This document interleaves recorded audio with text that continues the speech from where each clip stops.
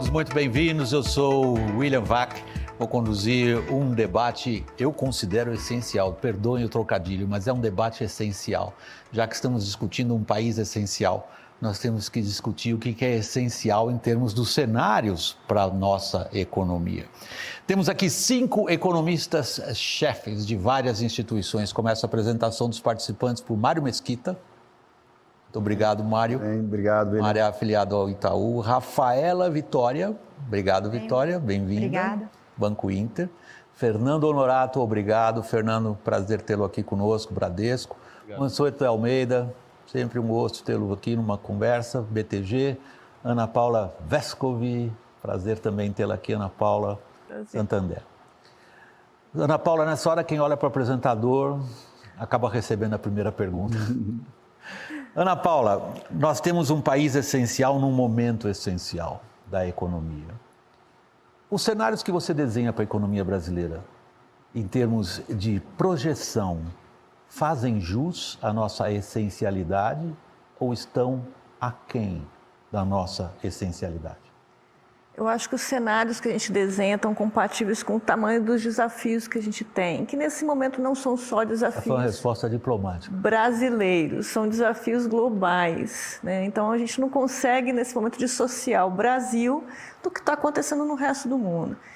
E essa conexão está dada, né? A gente está aí acompanhando uma discussão muito grande sobre como que as principais economias, as economias mais avançadas, vão sofrer ou perceber essa recuperação cíclica.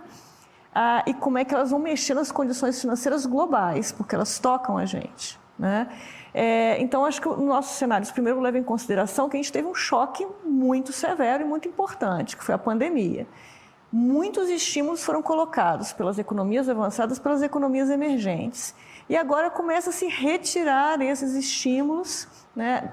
Levando o mundo e o Brasil a uma normalização, que a gente não sabe exatamente quanto tempo vai demorar, e como que vai ser o Ana Paula, transcurso disso. Você começa a discussão de um ponto muito interessante. Indagada quais são os cenários que você desenha, o primeiro momento seu foi ver a situação global. Agora vamos começar a descer, Fernando. Em que o Brasil, o que a gente vê acontecer na economia do Brasil, é fundamentalmente ligado a esses desafios globais que a Ana Paula acabou de começar a desenhar? E o que é jabuticaba? Claro. O que é nosso? Olha, William, eu acho que a Ana tem um ponto, claro, a economia global vai influenciar muito, as commodities podem nos ajudar, mas, francamente, a minha impressão é que a gente está devendo crescimento para a economia global há muitos anos, em algumas décadas do Brasil. A nossa renda per capita é baixa, a gente tem aquela famosa frase de ficar preso numa renda média, o país não consegue escapar. E isso é produto das nossas escolhas, das escolhas de política econômica que foram feitas em muitos anos. Só para tratar um pouco dos cenários, o país fez muitas reformas desde 2016. Nós temos o teto de gastos, a reforma do BNDES, da taxa de longo prazo, a TLP, a reforma da Previdência, agora a autonomia do Banco Central. E tudo isso deveria produzir um crescimento mais forte da economia brasileira. Mas para que esse crescimento ele possa se materializar de forma ampla, eu diria, capturar todas as potencialidades que o país tem no agronegócio, nos investimentos, como vocês trataram no início, na vinheta de abertura, a gente precisa uma certa estabilidade do ambiente econômico, político nos próximos anos para que o fruto dessas reformas possa florescer. É isso que está na minha cabeça. Vamos lá então, Rafaela. Se a gente começa a nossa conversa estabelecendo desafios globais, o Fernando já nos destaca em relação a esses desafios, colocando a nossa situação como sendo uma de correndo atrás. Nós estamos sempre devendo algo em relação aos desafios globais. Por quê, Rafaela? Se você concorda com a opinião dele, evidentemente. Sim. Eu acho que é essencial no Brasil hoje a gente pensar em ter juros menores na nossa economia, né? Juros. Os juros. Eu acho que se tem uma coisa essencial que a gente começou a ver nesses últimos 5 anos de reforma, e o Fernando está correto, foram várias reformas, a gente começou a ver essa queda da taxa de juros. E essa é uma mudança muito importante na nossa economia. A gente sempre conviveu com juros extremamente altos, e eu acho que esse é um dos motivos porque a gente não cresce há muitos anos. E a gente começou a perceber ver a diferença que faz juros menores, juros razoáveis, vamos dizer assim, nos investimentos, no acesso dos investidores ao mercado de capitais. Esse crescimento magnífico que a gente viu nos mercados de capitais nos últimos 2 anos, com várias empresas aí vindo para a Bolsa, com várias plataformas aí mostrando para o investidor as possibilidades e várias captações para projetos no Brasil, né, não só ligados a commodities, que é muito a nossa tradição, mas a gente vê agora saneamento, setor elétrico, existem vários projetos no Brasil que passam a ser viáveis com juros menores. Porém, você se preocupa com os juros. Eu acho que os juros hoje voltaram a subir, refletindo um pouco dessa preocupação fiscal política. Eu acho que esse deveria ser o foco do governo e da política econômica. Não na canetada, mas pensar como eu posso ter um ambiente que permita juros menores e aí sim eu posso... Vamos lá, porque a discussão começa a fechar. Né? Nós começamos ela pelos desafios que a Ana Paula colocou, globais, o Fernando destaca como a gente anda atrás desses desafios e ao entrar já no assunto específico, Rafaela, você coloca o juro como um ponto de interrogação e uma preocupação central. Penúltimo período, vamos dizer, a gente nunca viu juros tão baixos no último período, pelo menos chegando até aqui, né, Mário? Sim. Todo mundo concorda com isso. Por que a gente não tem, então, uma perspectiva de crescimento maior? Se a gente olha o Focus, o pessoal está reduzindo? É verdade. Bom, os juros ficaram baixos por um certo tempo, mas a inflação subiu. E as expectativas de inflação subiram junto. Então, o Banco Central tem que reagir, apertando a política monetária para que a inflação não descole das metas por um período mais prolongado, né? A política monetária, eu gosto de dizer, ela pode muito no que se refere à inflação. Ela não é tão poderosa assim para criar crescimento, ela não cria crescimento nem desenvolvimento. O melhor trabalho que ela pode fazer é garantir a estabilidade de preços, né? Por isso a gente está tendo essa elevação de juros agora.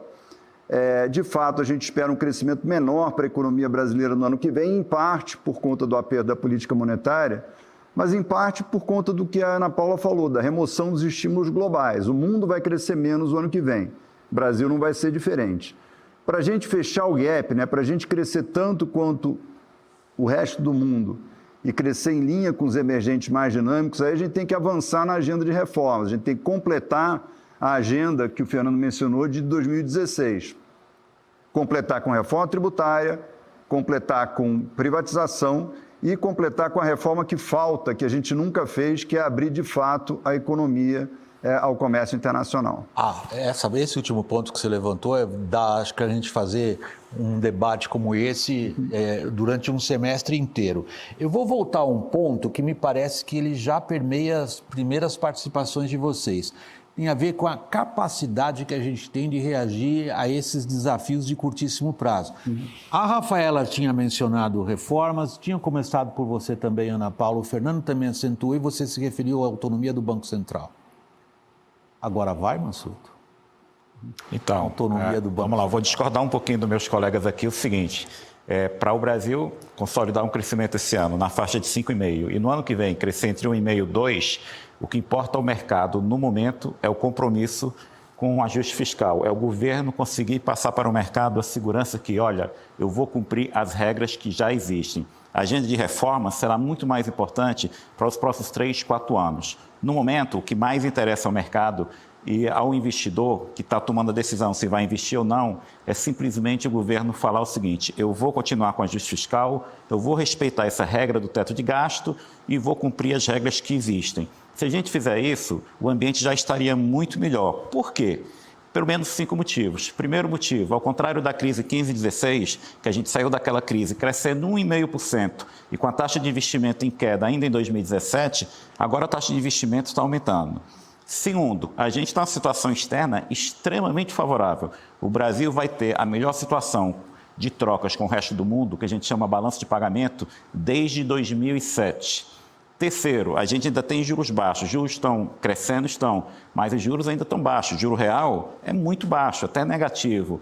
Quarto, o Brasil fez muitas reformas nos últimos anos, por exemplo, marcos regulatórios na área de saneamento, na área do setor de gás, e a gente está agora um ciclo contratado de crescimento do investimento. A gente está vendo aqui em São Paulo e em outros estados do Brasil o setor de construção com um comportamento que é o melhor de anos, desde 2020. com investimentos, com incorporações, que isso já deixa contratado no ciclo de investimento para os próximos 2, 3 anos. A mesma coisa, por exemplo, no setor agrícola. A gente sabe que nos próximos 5 anos a produção agrícola do Brasil vai crescer em torno de 15%, e a produção de petróleo em torno de 25%, 30%. Então, assim, o Brasil tem tudo para dar certo. Para não dar certo, a gente tem que fazer muito barulho errado. E, infelizmente, é um pouco do que está acontecendo. Hoje, o mercado está reagindo não ao que está acontecendo na economia, mas o que pode vir a acontecer. Por exemplo, a mudança brusca de política econômica. Vamos então à sua provocação, Mansueto. Gostaria de ver como é que os outros 4 reagem. O que o Mansueto está provocando na cabeça de vocês é o seguinte, gente, por mais reformas que a gente tivesse feito, por mais avanços que a gente tivesse registrado, por exemplo, na autonomia do Banco Central, do ponto de vista político tem um significado importante. O marco regulatório andou. Mini reforma trabalhista, andou. Uma certa reforma da Previdência, andou. Tributária, bom, já é um desastre, mas vamos ver o que vocês acham disso, na minha opinião, que vale aqui. Agora, a provocação dele é a seguinte, quando a gente olha para cenários econômicos, o olho da gente vai para a política. É isso, Fernando? Eu acho que primeiro eu concordo muito com o Mansueto, eu estava conversando um pouco antes com ele. Não adianta, porque antes o público não estava participando. Vocês vão ter que reproduzir o que vocês conversaram. Não, mas meu ponto era esse, foram anos muito prósperos em reforma, sabe, William, desde 2016, como eu estava dizendo, e elas precisam espaço para florescer. E esse espaço para florescer, o Mansueto trouxe um ponto muito importante, que é a previsibilidade dessa discussão fiscal. Se a gente conseguir, né, nos próximos, e eu acho que o horizonte é curto, tá? Talvez 60, 90 dias, equacionar o tema do valor do Bolsa Família, o que vai ser feito com os precatórios e o que vai ser feito da reforma tributária, isso pode acalmar muito o cenário e permitir que esse ambiente floresça. Eu só queria destacar um último ponto aqui, antes de passar a bola. Eu concordo com o Mansueto, mas eu não podia deixar de registrar, William, que o Brasil, quando eu falei que a nossa renda per capita é baixa, a gente não consegue se descolar muito. Você falou da armadilha da renda média. Exato. O país é muito, infelizmente, isso é histórico, tá? Nós somos muito ruins de fazer escolhas de políticas públicas e de avaliá-las. Isso custa caro para o país no longo prazo. Nós tínhamos que ser capazes de avaliar quais políticas públicas são bem feitas, têm bons resultados, eficiência. É a coisa de gastar o dinheiro bem, tá certo? Isso muda um país. Eu espero, acho que o teto de gastos cumpre muito esse papel de dar restrição. Até aqui a gente não pode passar, mas as escolhas vão ser escolhas melhores. Rafaela e depois Ana Paula, vocês têm experiências diferentes, mas a pergunta é a mesma para as duas. Estou curioso de ver qual é a perspectiva de vocês. Quanto que a política tira do teu sono, Ana Paula? Quando você, como economista-chefe, tem que desenhar cenários, certo? Eu acho que a política tornou-se um elemento cada vez mais importante, principalmente porque por trás dela a gente tem a confiança. Quando a gente ouve o Mansueto falando desses termos mais macroeconômicos, confiança, tá certo. O Fernando tocando em temas micro, que a gente nota que é uma grande heterogeneidade no Brasil, né? Então, se de um lado a gente tem ambientes que potencializam o nosso crescimento, por outro, a gente tem que tratar da gestão dos recursos públicos, a gente precisa tratar de um melhor uso dos recursos, inclusive com incentivos positivos para o setor privado fazer o mesmo. A gente precisa cada vez mais entender que a produtividade da economia é que vai levar a gente a crescer mais ou menos. O que essas heterogeneidades levam às reflexões diferentes nesse momento é porque a gente está falando de uma recuperação de uma crise cíclica. O Brasil não está crescendo 5% porque ele pode crescer potencialmente 5%. É porque teve uma crise que levou a economia muito para baixo, a gente passa por uma recuperação não sem riscos. Então, reestabelecer a confiança para que todo esse potencial que a gente está construindo desde alguns anos possa se revestir em decisão de investimento, em ativação do mercado de trabalho. E aí sim, enfrentar o tema das desigualdades sociais, que, na minha visão, é absolutamente essencial para Rafaela, isso. É interessante porque a Ana Paula está incluindo 2 fatores muito importantes na conversa. A questão social e a confiança. Agora, quando a gente pega as participações, eu passo logo a palavra ao Mário também, Rafaela, recentes, por exemplo, o Fernando é bastante específico. Eu posso até interpretar o que ele disse agora há pouco da seguinte maneira: se em 60 a 90 dias a gente pelo menos tem uma definição de quanto é que os políticos querem gastar em programas assistenciais, isso já daria aquilo que é fatal para qualquer agente econômico, um mínimo de previsibilidade, portanto, de confiança.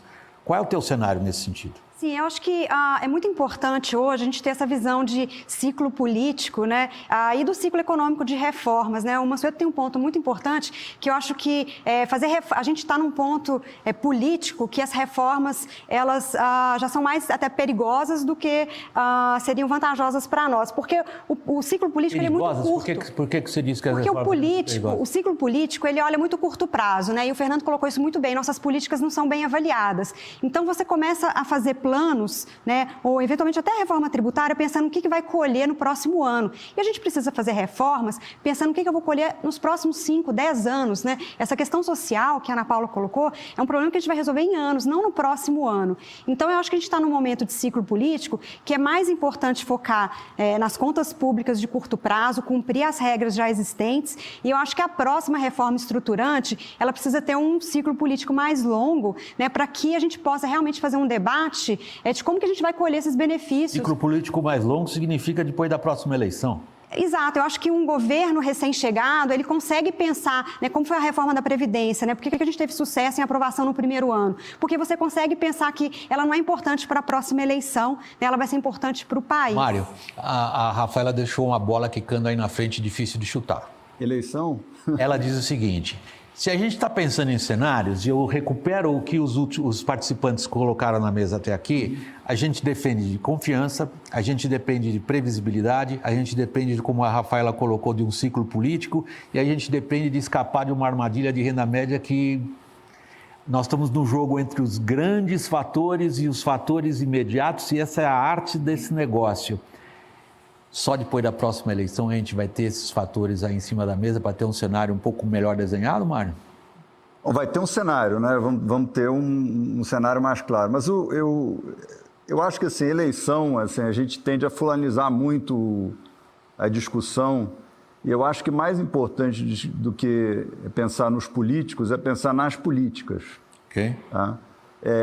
E como, assim, vários de nós aqui já comentamos, o Brasil adotou uma agenda de reformas muito importante em 2016, que implica um redesenho fundamental da política econômica do país, em especial no que se refere ao papel do Estado. As reformas de 2016, elas visam dar ao setor privado o protagonismo do processo de crescimento, que, por sinal, é o que está na Constituição de 88. Tá? O teto de gastos é fundamental para isso. O teto de gastos ele gera muito desconforto na nossa classe política. Né? Dizem que o brasileiro é o homem cordial. O homem cordial não gosta de dizer não. O teto de gastos força o político a ter que dizer não, a ter que escolher. Isso causa um grande desconforto. E ele limita a expansão do Estado, deixando o setor privado ter o protagonismo. Por quê? Porque ele permite que o juro seja baixo. E com isso você tem, né, todos esses fatores, esses desenvolvimentos que a Rafaela mencionou. Você tem o crescimento do mercado de capitais. Em vez das empresas terem que ir aos bancos públicos pegar dinheiro emprestado para crescer, elas vão ao mercado. Elas convencem os investidores que seus projetos fazem sentido, com isso elas captam recursos e crescem. É um outro modelo de crescimento que está se propondo para o país. Então, o que eu vou estar olhando na campanha do ano que vem? Como é que as campanhas, como é que os diferentes candidatos, as diferentes candidaturas lidam com essa agenda de 2016. Vão adotar, vão querer aprimorar, vão querer intensificar ou vão querer reverter, vão querer voltar ao modelo de crescimento liderado pelo Estado, que a gente teve durante muito tempo e que nos deixou na armadilha da renda média, né? Num país que deixou de ser pobre, mas não conseguiu ser rico, né? Que é a situação do Brasil agora. Esse, para mim, é um grande tema do ano que vem, durante o período eleitoral. A gente vai ter uma clareza sobre isso necessariamente em 2023. Foi um bocado diplomático, Mário, porque a frase, na verdade, é ficamos velhos antes de termos ficado ricos. Eu prefiro adotar a sua. Nós não ficamos, um pouco mais simpático. Deixamos de ser pobres. Eu prefiro o mais simpático, realmente. A ideia não é que a gente aqui faça as pessoas saírem deprimidas numa conversa dessa.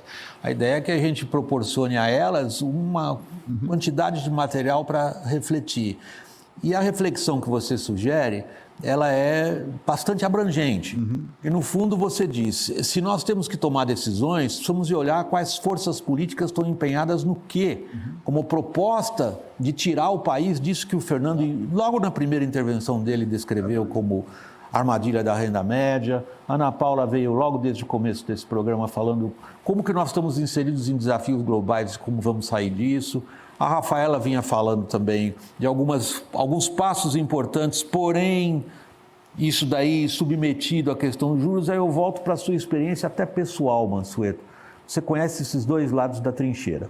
Você está agora na iniciativa privada, um ponto ao qual o Mário se referiu com muita ênfase, em relação à capacidade do agente político de respeitar os limites daquilo que é essencial. Senão ele sufoca a economia sob a guilhotina do fiscal. É o que está acontecendo? Eu acho que é um pouco isso. Novamente, assim, se a gente olhar os dados dos últimos 5 meses, há cerca de 5 meses atrás, a expectativa do mercado é que a gente tivesse um buraco fiscal, receita menos despesa, sem juros, perto de 300 bilhões de reais, mais de 3% do PIB. O dado hoje que o mercado espera é um buraco fiscal de 120 bilhões de reais, 128 bilhões de reais, 1,5% do PIB. Ou seja, nos últimos 5 meses, a expectativa de buraco fiscal, de déficit primário, foi reduzido pela metade. Em parte por causa do crescimento nominal. Exato, e crescimento de arrecadação, que está sendo ajudado... Nominal, mas crescimento real também. A gente vai ter um crescimento do PIB esse ano de 5,3%, a estimativa, eu acho, de quase todos nós. Há 5 meses atrás, a gente estava falando de 3%. Agora é 5,3% de crescimento real este ano, com arrecadação que está crescendo muito forte. Ou seja, está ajudando muito o ajuste fiscal, com a dívida que vai terminar esse ano por volta de 82% do PIB, que há 5 meses atrás a gente falava em 88%, 89%. A gente falava que ia para 100%. Exatamente. Então, assim, o que a gente está hoje é na economia, numa recuperação cíclica, ajudada, por exemplo, por fatores internacionais, como a Ana falou, e as coisas deveriam estar melhorando. O resultado das empresas do Brasil, no primeiro e segundo trimestre, vieram muito acima da expectativa de mercado. Setor externo ajudando, os dados fiscais melhorando, atividade melhor, e a gente olha para frente e fica assustado. A gente reduz crescimento. O que é que está acontecendo? Aí entra o barulho político. É exatamente isso. Os políticos, alguns deles, não todos, olham para melhor e falam assim, mas olha só, a gente vai terminar o ano melhor do que a gente esperava 5 meses. Então a gente pode gastar mais. Então a gente pode mudar as regras para gastar mais. Quando se coloca o debate nesses termos, todo mundo fica com medo. Porque quando você quebra uma regra para gastar 10 bilhões, 20 bilhões, você pode quebrá-la para gastar 50, 80, 100 ou mais bilhões de reais. Então isso é que está formando o preço. Ontem eu estava conversando com um investidor internacional e ele me falou o seguinte, olha, no meu melhor cenário para o Brasil, eu colocava excesso de liquidez no resto do mundo, dinheiro, muito dinheiro no mundo, com juros baixos no mundo, com preço de commodities em alta e resultado bom das empresas brasileiras e o resultado fiscal melhorando. É exatamente isso que está acontecendo. Apesar disso, a Bolsa está no nível muito pior do que há 30 dias atrás. A curva de juros, quando a gente olha para frente, a gente vai ter juros de 2 dígitos já em 2024, que é uma economia que não daria certo. E o dólar 5,20, 5,40, quando pela a situação de nossas trocas com o resto do mundo, deveria estar abaixo de R$5. Ou seja, o debate político e a perspectiva do que pode ser o debate político no próximo ano está tão ruim que isso está tirando confiança dos agentes econômicos, dos investidores. Os investidores hoje estão com medo do que poderá acontecer com o Brasil, se a gente não fizer o debate correto. E aí, eu quero deixar na mesa uma provocação para vocês, que diferente de vários outros países da América Latina, quando a gente fala em desigualdade, questões sociais no Brasil, o desafio não é aumentar gasto, é mudar a composição do gasto. Porque o nosso gasto social é semelhante de um país rico. Assim, nos outros países da América Latina, o desafio é aumentar gasto, não é o caso do Brasil. Se você me permitir, Mansueto, é a avaliação de políticas públicas, aquilo que eu estava dizendo no início, que é isso. Nós gastamos bastante, educação é um caso típico, nós gastamos, a Ana cansou de falar isso ao longo da história dela, 6,5% do PIB em educação, só que as avaliações da efetividade, da qualidade desse gasto, William, é muito pobre no país. Então, deixa eu só propor, só para a gente organizar a conversa, eu propor o seguinte, no final da intervenção do Mansueto, ele joga a discussão para um plano super abrangente, que é quando se tratar de combater as desigualdades, onde é que estão os principais desafios, como eles têm que ser respondidos.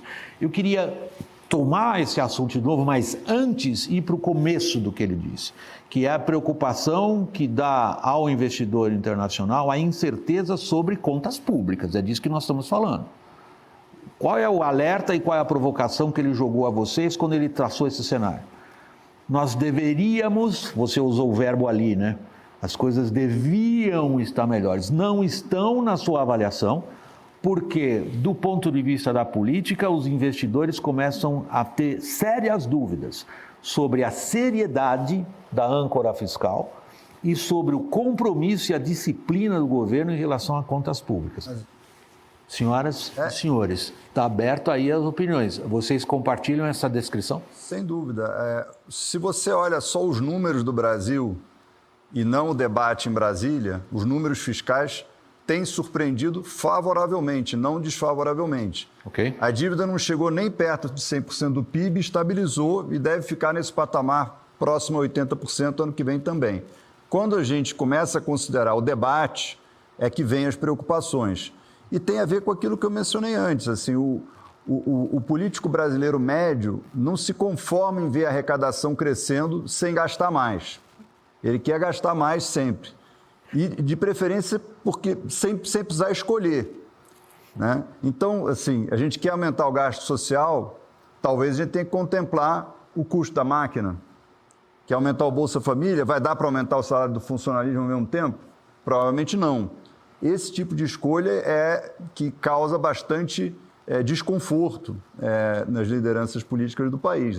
Isso aí é um fato histórico bem estabelecido. Mas se me permite, eu acho que existe um certo exagero do mercado hoje com relação a essas preocupações.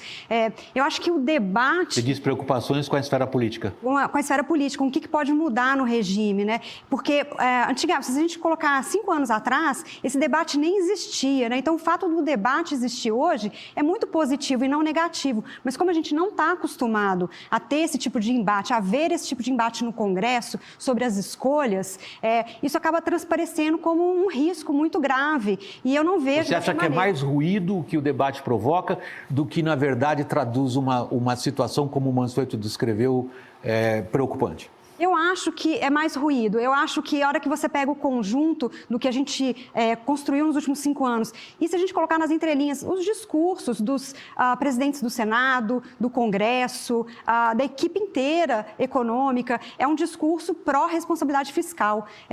Muito diferente do que a gente Perfeito, tinha em 2014. Rafaela. Só que o que nós estamos examinando é a diferença entre discurso e realidade. A realidade são números O muito discurso bons. do governo tem sido esse. Sim, Quer dizer, mas eu, como apresentador de um telejornal noturno, estou acostumadíssimo a ver o ministro da Economia e os presidentes das casas legislativas e, inclusive, os ministros do Supremo, que têm tanta importância quando se trata, por exemplo, de tratar de questões como dívida pública e precatórios, todos reiterarem o compromisso deles com a realidade fiscal. E aí a gente ouve os especialistas como vocês, economistas-chefes, todos manifestando de uma forma ou de outra, você menos, uma preocupação com a realidade da questão fiscal. Esse é o ponto. Você acha que essa preocupação é um pouco, digamos, pintada em cores um pouco mais fortes do que deveria ser? Eu compreendi você? Eu acho que existe um certo exagero. Acho que isso acontece porque o cenário político está mais conturbado do que o normal, então isso acaba aflorando nos investidores essa incerteza, essa desconfiança, como Deixa eu ver, Ana Paula colocou. Eu acho que tem um fator muito importante sobre a forma com que o mercado se pronuncia, né? Porque colocando em preço o risco que ele percebe. Então, o risco está aí, é uma manifestação. Então, o que a gente vê no taxa de câmbio, que poderia ter apreciado por 2 momentos recentes do pós-pandemia, que não apreciou, foi um componente de risco. O que a gente vê nos juros, né, os juros longos em 10 anos no Brasil já estão a mais de 10%, já estão a 2 dígitos. Então, isso tudo é manifestação de risco. Tem um componente sobre essa precificação que tem ajudado, né? Quando o mercado coloca um risco muito grande e os preços mudam, ou a moeda deprecia, ou os juros aumentam no mercado privado, a gente vê as lideranças políticas reagindo a isso. Isso tem sido uma contenção importante. Agora, dado esse fator que eu acho que é relevante para o atual momento, eu queria voltar a um ponto aqui, que é sobre essa questão da trajetória da dívida e da melhoria fiscal. Okay. Eu tenho, assim, uma preocupação muito grande com a influência da inflação sobre essa melhora. Esses são fatores temporários, ainda que nós tenhamos um ganho de termos de troca proveniente, né, do fato da gente exportar bens que estão custando mais caro, estão valendo mais, vis-à-vis os bens que nós importamos, e isso dá ganhos reais para a economia brasileira.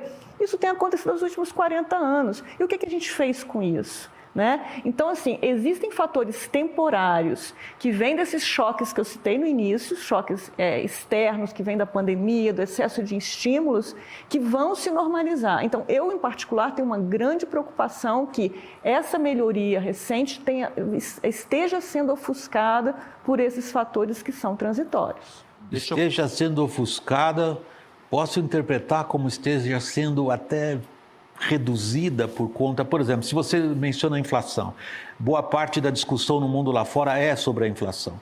Quando a gente considera o debate na imprensa especializada internacional sobre o que o Biden propõe e sobre a postura do Banco Central americano e dos bancos centrais europeus, das economias centrais, a inflação é um fator que eles estão debatendo acidamente. No nosso caso é diferente. Nós estamos achando que a inflação aqui é uma função da política.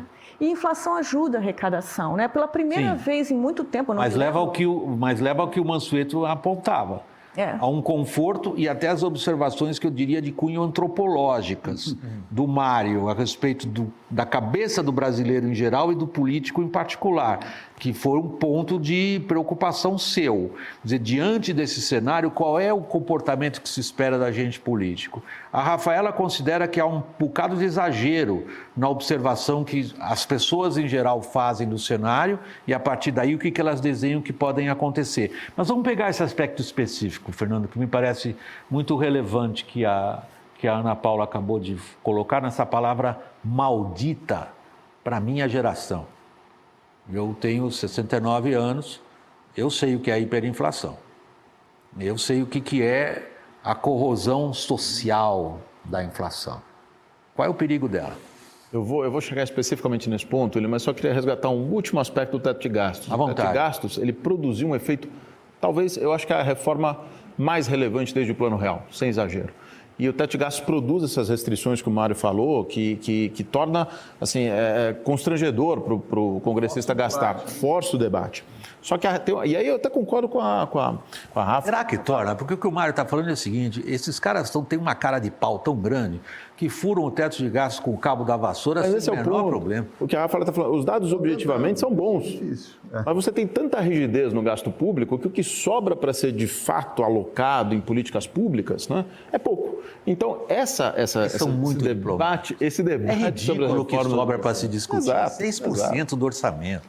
Só dar um número aqui para ficar claro no debate. Eu quero falar da inflação. O gasto, e voltar para você. Você volta com a inflação. Claro. Olha só, o gasto público sem juros do governo federal esse ano será de 1.630 bilhões de reais. Desse 1.630 bilhões de reais, quanto será o investimento? 40 bilhões de reais. De 1.630 bilhões de reais, o investimento público federal será 40 bilhões esse ano e no ano que vem a mesma coisa ou pior. E se a gente considera... Consegue 30 bi para o Bolsa Família nesse espaço todo. É impressionante. Mas justamente esse é o meu ponto. Assim. Então, ainda que os dados objetivamente sejam bons, o que gera a incerteza que o Mansueto trouxe do investidor estrangeiro é porque tem uma rigidez tão grande no gasto público que, dado o comportamento típico do Congresso, né, típico, digamos, tem exceções, evidentemente, o temor é que, então eles vão acabar com o teto, eles vão furar o teto ou vão estocar o teto, como você falou. Deixa eu voltar no ponto da inflação, William. A inflação, de fato, está em níveis muito incômodos. Eu diria que ela não está fora do controle, mas ela está em níveis que são bastante preocupantes, né?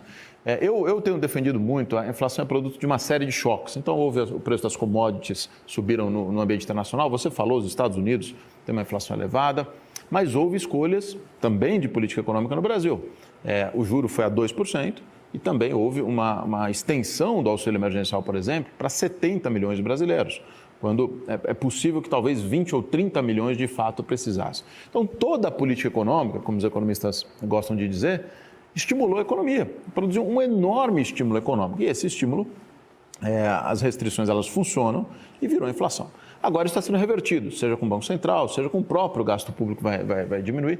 Então, eu acho que ela não está fora do controle, mas eu vou voltar ao meu ponto. O que for decidido nesse horizonte de 60 a 90 dias sobre aqueles temas que nós tratamos, pode fazer toda a diferença se a trajetória da inflação de 22 vai ser uma trajetória de desaceleração, que tem um bom caminho para isso, ou se vai ser uma trajetória de persistência. Essa trajetória de persistência pode atrapalhar muito a economia brasileira. Mário, por favor. Acho que o que o Fernando colocou me traz à mente uma ideia sobre 2022. 2022 muito provavelmente vai ser um ano de crescimento baixo.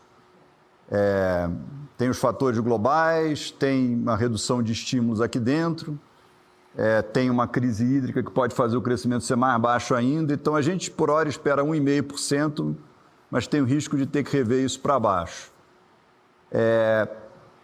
Mas, pelo menos, se a gente não fizer bobagem, pode ser um ano de inflação mais baixa também, né? O pior cenário seria um cenário em que a inflação ficasse alta, o Banco Central não reagisse, a gente vai continuar tendo crescimento baixo com inflação mais elevada. Assim, você viveu a hiperinflação, eu também vivi.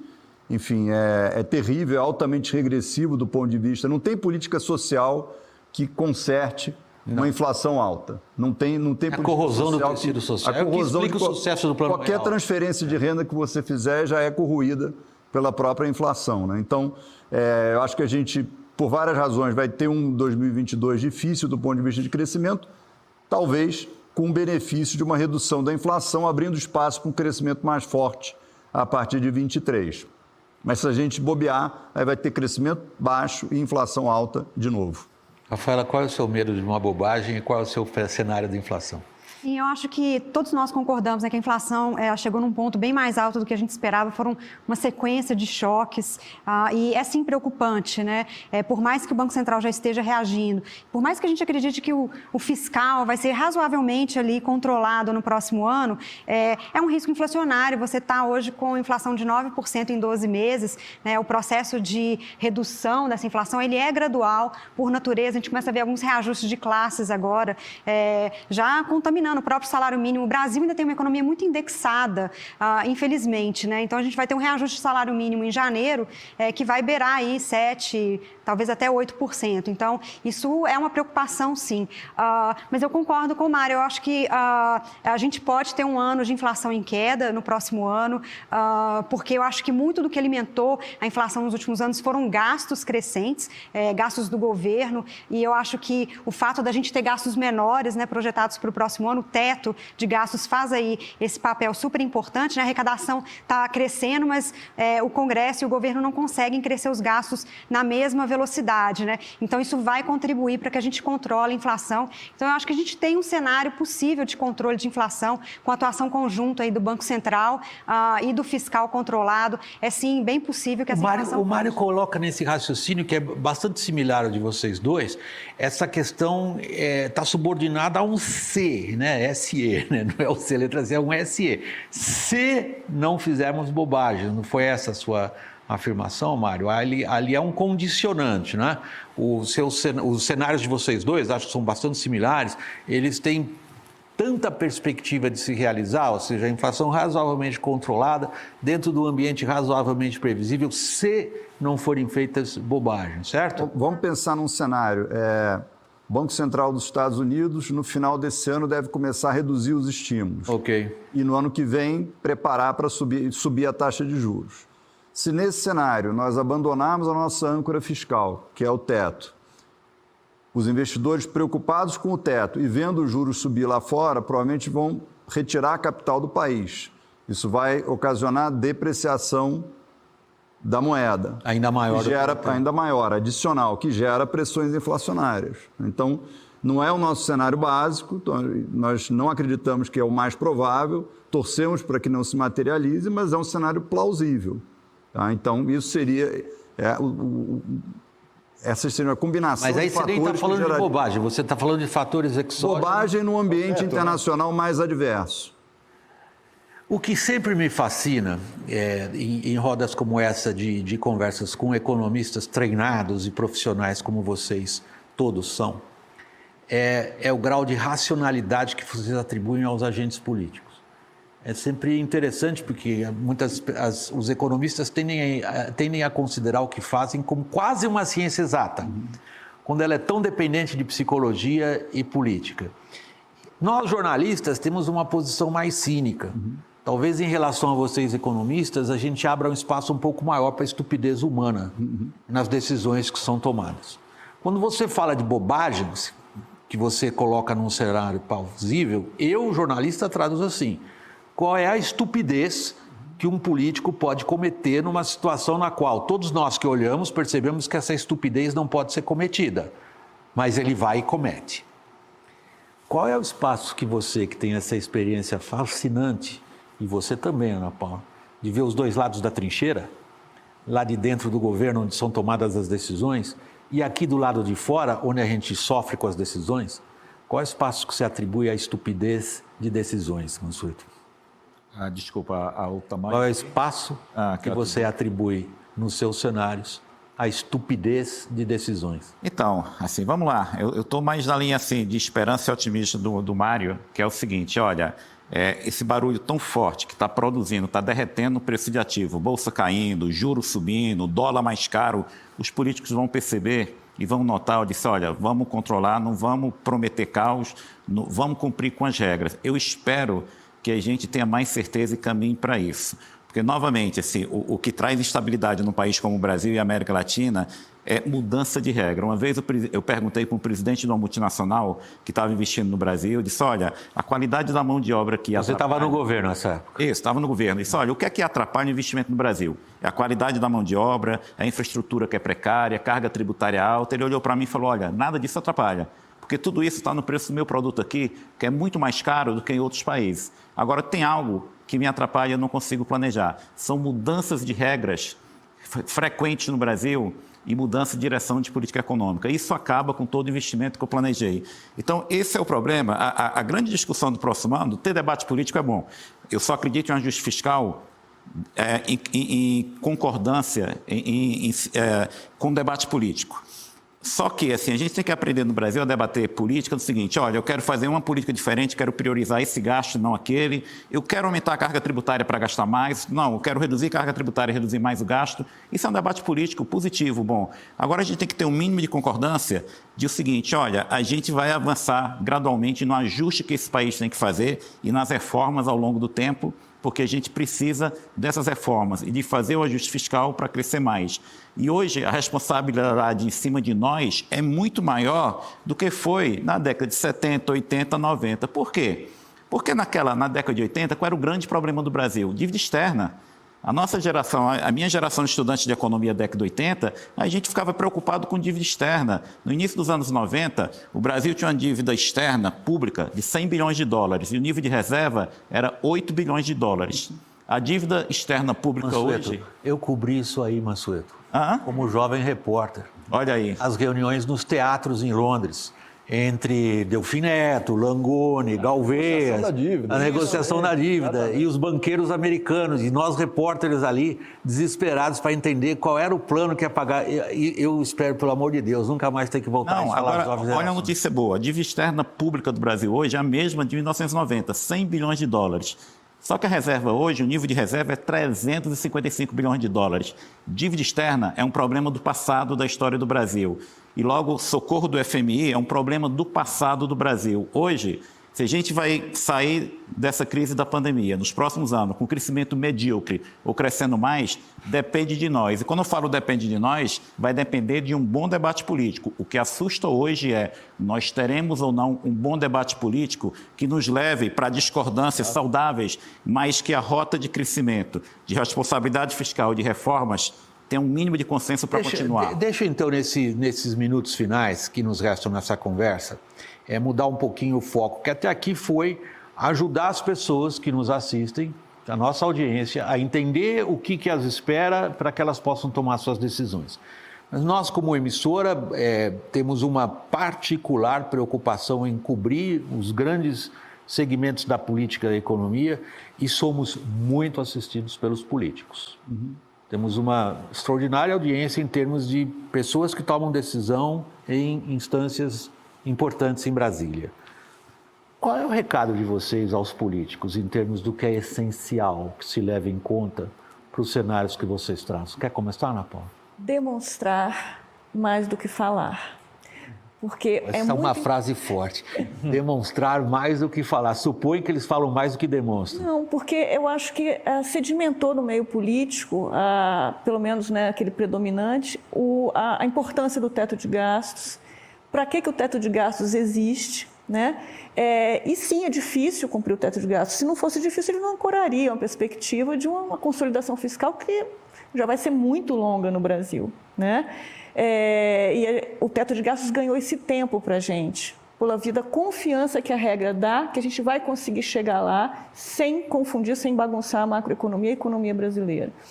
Demonstrar nesses momentos de dificuldade, a gente tem restrições severas, que o teto prevalece. Como é que isso resolve isso? Não é com saídas fáceis, é realmente discutindo escolhas, prioridades, né? Nós temos despesas que às vezes surpreendem, no caso dos precatórios.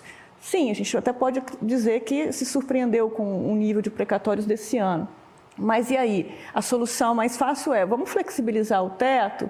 Vamos tirar do teto uma parte dessa despesa? Ou será que tem alternativas que realmente são mais dolorosas, mas que expõem e demonstram realmente esse compromisso com o teto? Porque efetivamente não tem saída fácil nesse caso, ela custa de outra forma, ou mais inflação, ou mais risco, afeta os mais pobres de qualquer maneira.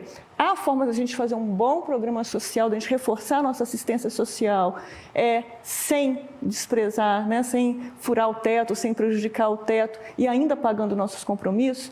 É difícil achar essa equação, mas é importante todo mundo sentar na mesa e encontrar, né? O recado da Ana Paula aos políticos, e espero que eles te ouçam, demonstre mais do que fale, respeite os limites, tenha disciplina e debata. O seu, Fernando. Olha, William, eu acho que tem Primeiro, eu concordo integralmente com a Ana, mas eu queria acrescentar o seguinte: é um tema de incentivos, né? O maior dividendo para um político é o crescimento econômico, inflação baixa, crescimento que gera empregos, com inflação baixa, juros baixos, como a Rafaela trouxe. Isso relege qualquer político no mundo, William. Assim, isso é super documentado na literatura de economia e de política. Então, de novo, então, antes até do então, isso está ao alcance das mãos. Porque, como nós trouxemos aqui, inúmeras reformas foram feitas. O país não está parado nos últimos 5 anos. Apesar do crescimento ter sido baixo, né, não está parado. Então, está ao alcance das mãos. Se nós formos capazes, nos próximos 18 meses, de reduzir o nível de ruído, de reduzir o nível de incerteza a respeito das decisões que serão tomadas nas contas públicas, isso vai florescer. E se ele floresce, assim, aí o dividendo político vai ser extraordinário para quem a gente vai em 2023. Eu até acho, o Mário usa uma expressão muito interessante, que é não fulanizar. Os incentivos todos são para não jogar fora esse conjunto de reformas em 23 e colher esses frutos de uma economia que desalavancou. O Mansueto falou da pandemia, as empresas estão no menor nível de endividamento, as empresas listadas na Bolsa, em pelo menos 20 anos. Então, isso vai produzir efeitos, desde que a gente seja capaz de reduzir o nível de ruídos e ter compromissos mínimos com esse, não é nem ajuste fiscal, é com as regras vigentes e dizer, daqui a gente não vai passar, está ótimo. Isso vai florescer, eu tenho certeza. E aí tem muitos dividendos. Rafaela, imagine-se sentada agora diante do presidente da Câmara dos Deputados. Eu acho que um ponto importante para os políticos hoje começarem a pensar é mudar essa cabeça de quantitativo para o qualitativo, né? Foram anos crescendo gastos. Você quer resolver um problema no Brasil, vamos crescer os gastos. Então, vamos aumentar os gastos na educação, vamos aumentar os gastos na saúde, vamos aumentar os gastos sociais. Aí eu acho que está na hora de mudar essa mentalidade para vamos melhorar a qualidade desses gastos, né? O que eu posso fazer melhor com gastos menores, né? Eu fazer mais com menos, né? Parece simplista, mas considerando todos os excessos que a gente viu nas políticas públicas nos últimos anos, está na hora da gente mudar essa cabeça para o qualitativo. E vou dar um último exemplo de um ponto que a gente não comentou aqui, que são as estatais, né, e as privatizações. A gente não avançou muito em grandes privatizações, mas a gente avançou muito na redução da atuação das estatais. Elas, como o BNDES, foram muito usadas como meio de política econômica, política pública, para investimentos que não se colheu frutos, né? A gente vê pelas estatais listadas em bolsa, como elas passaram muitos apertos aí e como que a redução da atuação dessas empresas transformou essas empresas em empresas melhores, mais eficientes. Então, está aí um bom exemplo para o governo, como as políticas públicas podem ser mais eficientes. Então, eu acho que o foco deveria ser mais no qualitativo e menos no aumentar os gastos simplesmente. Eu acho que está na hora da gente melhorar a qualidade dos gastos. Mário, nós estamos aqui com toda a arrogância possível, todos nós aqui nessa hora, dando conselho a político. Conselho, pedido, ou clamor, né? Ou indignação, como você se o pedido é simplesmente para não esquecer que quem gera riqueza, quem cria emprego, quem inova é o setor privado. O Estado é super importante para reduzir a desigualdade, para oferecer condições mínimas de uma vida decente para a população, mas o Brasil, se for sair da armadilha da renda média, vai ser pelas mãos do setor privado. Quem tem que ser protagonista desse processo é o setor privado e quem é responsável por políticas públicas deve ter sempre isso em mente. É só esse pedido que eu tenho. Mansueto. Eu quero fazer uma constatação muito simples, que é o seguinte: nos últimos 5 anos, sob circunstâncias adversas, um governo que veio do processo de impeachment, com baixa aprovação, e depois um governo sem base política, a gente fez reformas importantes nesse país nos últimos 5 anos. O nosso potencial de crescimento aumentou, desde que a gente continue respeitando as regras e, aos poucos, continue fazendo a agenda fiscal. Se a gente fizer isso, o Brasil é uma economia diversificada, já gasta muito, como a Rafaela colocou e todos nós concordamos, o desafio agora é aumentar a qualidade do gasto, mudar a composição do gasto. Se a gente fizer isso e tiver um bom debate político, e o bom debate político é o seguinte: um partido quer gastar mais com educação, outro quer com segurança pública, outro quer construir mais estradas. Esse é o bom debate político, é legítimo. Mas se a gente der esse mínimo de segurança, esse país pode ter um futuro muito próspero. Se a gente não fizer o dever de casa, e hoje a gente não pode culpar o resto do mundo, não tem mais a dívida externa, não tem mais FMI para a gente falar mal do FMI. Hoje, se a gente não fizer o dever de casa, aí a gente vai ter um futuro medíocre. Então, assim, esse debate está aberto e eu acho que eu concordo com todo, enfim, as sugestões aqui. Vamos fazer o bom debate político respeitando os limites, sem assustar que vai acontecer mudanças de regras, que o governo vai gastar o que for necessário, que o governo não está mais se importando com o aumento do gasto público. A gente não pode passar essa mensagem, porque se a gente passar, em 30 dias, a gente apaga muito do que foi feito nos últimos 5 anos. Pessoal, nós estamos chegando ao final desse segmento do evento sobre economia da CNN Brasil. Eu queria agradecer aqui a participação dos nossos convidados, começando Mário Mesquita. Muito obrigado. Rafaela Vitória, muito obrigado. Fernando Honorato, muito obrigado. Mansueto de Almeida, obrigado. Ana Paula Vescovi, muito obrigado. E obrigado especialmente a vocês pela audiência. Até o próximo.